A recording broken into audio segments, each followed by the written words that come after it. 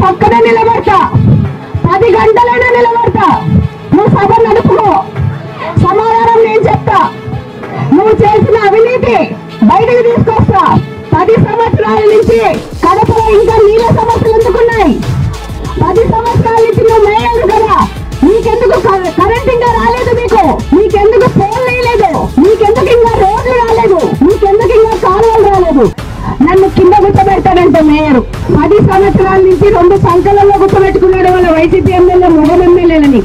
ఆడాలని అవమానిస్తే ఆయన అహంకారం తీరుతాడనుకున్నాడు, లేకపోతే నన్ను అవమానిస్తే వాళ్ళ నాయకుడిని సంతృప్తి పరుస్తాడు, వాళ్ళ నాయకుల్లో కళ్ళలో మొహంలో చిరునవ్వు చూడాలనుకున్నాడు. పోయిన 10 సంవత్సరాల నుంచి మీ ఎమ్మెల్యేలు ఎందుకు పక్కన గుర్తుపెట్టుకున్నావు? వాళ్ళు మొగోళ్ళని గుర్తుపెట్టుకున్నావా, లేకపోతే మీ వైసీపీ ఎమ్మెల్యేలను గుర్తుపెట్టుకున్నావా?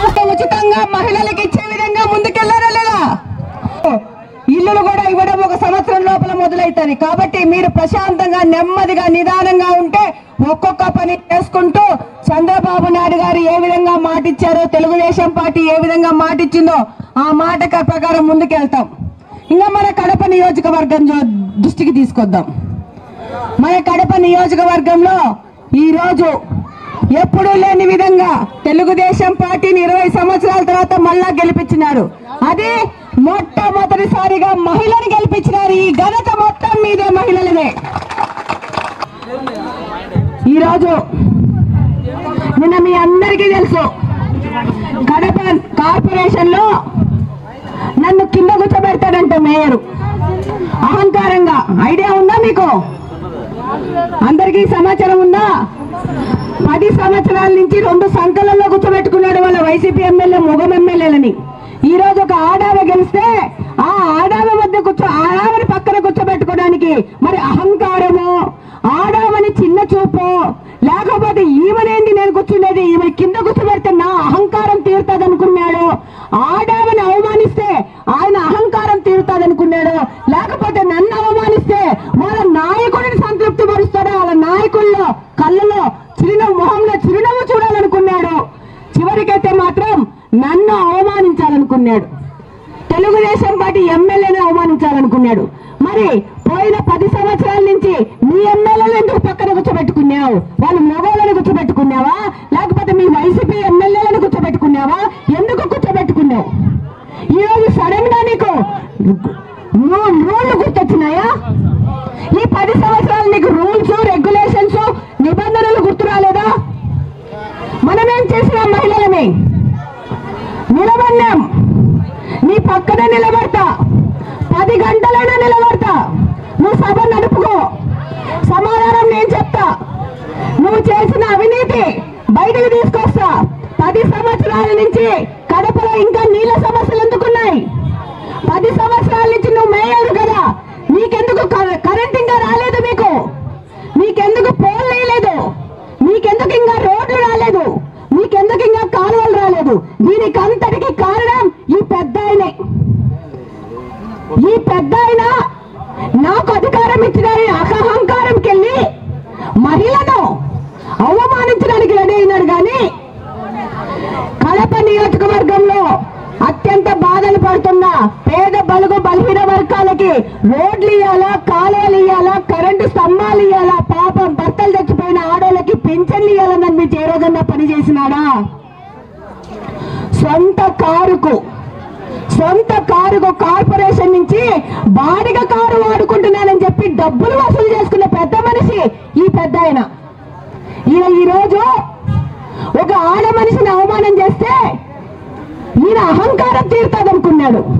నువ్వు అవమానం చేస్తే అవమానం తీసుకోవడానికి, నువ్వు అవమానం చేస్తే తల వంచుకొని పోవడానికి 2024లో ఉన్న మహిళలం మనం. మన హక్కు ఏందో మనకు తెలుసు, మనం మాట్లాడగల శక్తి మనకుంది. నేను ప్రశ్నిస్తాను, మీ అందరి ముందే ఈయన అవినీతిని ఈ 10 సంవత్సరాలు ఎవరెవరి భూములు కొట్టేసినాడు, ఎక్కడెక్కడ వర్కులు చేసుకుని కార్పొరేషన్ లో అవినీతి చేసినాడు అన్ని మీ ముందుకు తీసుకొస్తాను. ఆయనను కన్నది ఒక ఆడామనే, ఆయన పెళ్లి చేసుకుంది ఒక ఆడామే, ఆయన కన్నది ఒక కూతురే. ఇంతమంది ఆడలతో నీ జీవితం సాగుతా ఉంది. నువ్వు ఒక ఆడవని అవమానించడానికి గత 3 నెలల నుంచి నిద్ర లేని రాత్రులు గడిపి చివరికి నువ్వు నిర్ణయం చేసుకోయింది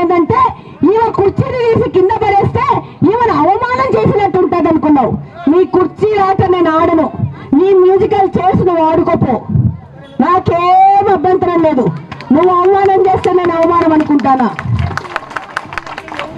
నువ్వు నీతో పాటున్న ఈ 5-6 మంది నీ చెంచాలు మ్యూజికల్ చైర్లు ఆడండి.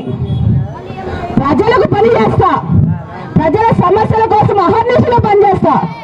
నాకు కుర్చీ వేసేవాళ్ళు ప్రజలు, నువ్వు కాదనేది సందర్భంగా తెలియజేస్తున్నాను. ఉచితంగా మహిళలకు ఇచ్చే విధంగా ముందుకెళ్లారా లేదా? ఇల్లులు కూడా ఇవ్వడం 1 సంవత్సరం లోపల మొదలవుతుంది. కాబట్టి మీరు ప్రశాంతంగా నెమ్మదిగా నిదానంగా ఉంటే ఒక్కొక్క పని చేసుకుంటూ చంద్రబాబు నాయుడు గారు ఏ విధంగా మాట ఇచ్చారో, తెలుగుదేశం పార్టీ ఏ విధంగా మాట ఇచ్చిందో ఆ మాట ప్రకారం ముందుకెళ్తాం.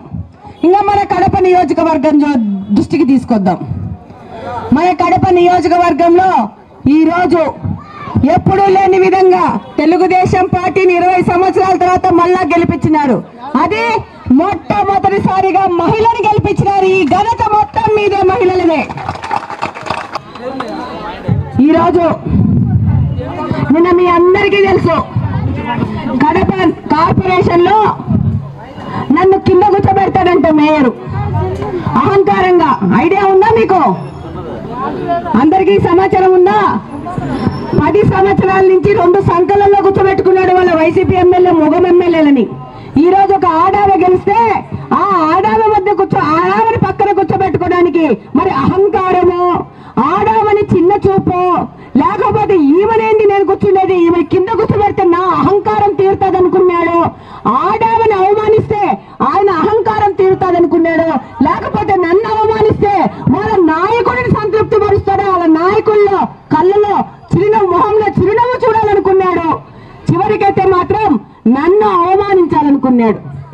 తెలుగుదేశం పార్టీ ఎమ్మెల్యేని అవమానించాలనుకున్నాడు.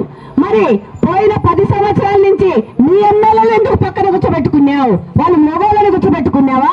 లేకపోతే మీ వైసీపీ ఎమ్మెల్యేలను కూర్చోబెట్టుకున్నావా? ఎందుకు కూర్చోబెట్టుకున్నావు? ఈరోజు సడన్ గా నీకు రూళ్లు గుర్తొచ్చినాయా? ఈ 10 సంవత్సరాలు నీకు రూల్స్, రెగ్యులేషన్స్, నిబంధనలు గుర్తు రాలేదా? మనమేం చేసినాం? మహిళలని నిలబడినాం. నీ పక్కనే నిలబడతా, 10 గంటలైనా నిలబడతా. నువ్వు సభ నడుపుకో, సమాధానం నేను చెప్తా. నువ్వు చేసిన అవినీతి బయటకు తీసుకొస్తా. 10 సంవత్సరాల నుంచి కడపలో ఇంకా నీళ్ళ సమస్యలు ఎందుకున్నాయి? 10 సంవత్సరాల నుంచి నువ్వు మేయరు కదా, నీకెందుకు కరెంట్ ఇంకా రాలేదు? మీకెందుకు పోల్ వేయలేదు? మీకెందుకు ఇంకా రోడ్లు రాలేదు? మీకెందుకు ఇంకా కాలువలు రాలేదు? దీనికి అంతటికి కారణం ఈ పెద్ద ఆయనే. ఈ పెద్ద ఆయన నాకు అధికారం ఇచ్చినారని అహంకారంకి వెళ్ళి మహిళను అవమానించడానికి రెడీ అయినాడు. కానీ కడప నియోజకవర్గంలో అత్యంత బాధలు పడుతున్న పేద బలుగు బలహీన వర్గాలకి రోడ్లు ఇయ్యాలా, కాలువలు ఇయ్యాలా, కరెంటు స్తంభాలు ఇయ్యాలా, పాపం భర్తలు చచ్చిపోయిన ఆడోళ్ళకి పింఛన్లు ఇయ్యాలని మీరు ఏ రోజన్నా పని చేసినాడా? సొంత కారుకు కార్పొరేషన్ నుంచి బాడిగ కారు వాడుకుంటున్నానని చెప్పి డబ్బులు వసూలు చేసుకున్న పెద్ద మనిషి ఈ పెద్ద ఆయన.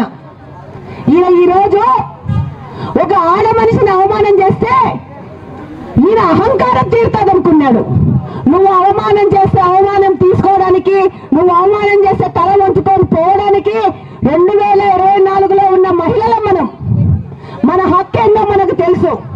మనం మాట్లాడగల శక్తి మనకుంది. నేను ప్రశ్నిస్తాను, మీ అందరి ముందే ఈయన అవినీతిని ఈ 10 సంవత్సరాలు ఎవరెవరి భూములు కొట్టేసినాడో, ఎక్కడెక్కడ వర్కులు చేసుకుని కార్పొరేషన్ లో అవినీతి చేసినాడో అన్ని మీ ముందుకు తీసుకొస్తాను. ఆయనను కన్నది ఒక ఆడామనే, ఆయన పెళ్లి చేసుకుంది ఒక ఆడామే, ఆయన కన్నది ఒక కూతురే. ఇంతమంది ఆడలతో నీ జీవితం సాగుతా ఉంది. నువ్వు ఒక ఆడవని అవమానించడానికి గత 3 నెలల నుంచి నిద్ర లేని రాత్రులు గడిపి చివరికి నువ్వు నిర్ణయం చేసుకోయింది ఏంటంటే ఈమె కుర్చీని తీసి కింద పడేస్తే ఈమెను అవమానం చేసినట్టు ఉంటుంది అనుకున్నావు. నీ కుర్చీ ఆట నేను ఆడను, నీ మ్యూజికల్ చేసి నువ్వు ఆడుకోపో, నాకేం అభ్యంతరం లేదు. నువ్వు అవమానం చేస్తే నేను అవమానం అనుకుంటానా? నువ్వు నీతో పాటున్న ఈ 5-6 మంది నీ చెంచాలు మ్యూజికల్ చైర్లు ఆడండి. ప్రజలకు పని చేస్తా, ప్రజల సమస్యల కోసం అహర్నిశలో పనిచేస్తా. నాకు కుర్చీ వేసేవాళ్ళు ప్రజలు, నువ్వు కాదనేది సందర్భంగా తెలియజేస్తున్నాను.